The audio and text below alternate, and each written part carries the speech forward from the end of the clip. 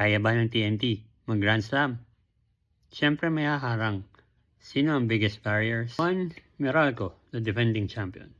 Talented players, dynamic coaching, may size, may shooting, may championship experience. Pero, pag nagharap ang sister teams na to in a playoff series, Number 2, San Miguel, Junmar, CJ Perez, Marcio. Yung Beerman Core, teritoryo nila pag Philippine Cup. Yung mga bagong dating, medyo pangit pa ang chemistry. They're just not the Beermen of old. They're just old. Number 3, Ginebra, All-Star Caste.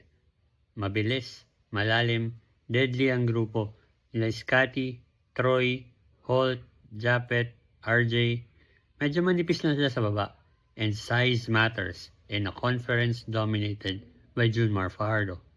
Agree ka man o hindi, one thing we can agree on, totodo ang TNT Tropang Giga to get that Grand Slam. Lista mo na yan.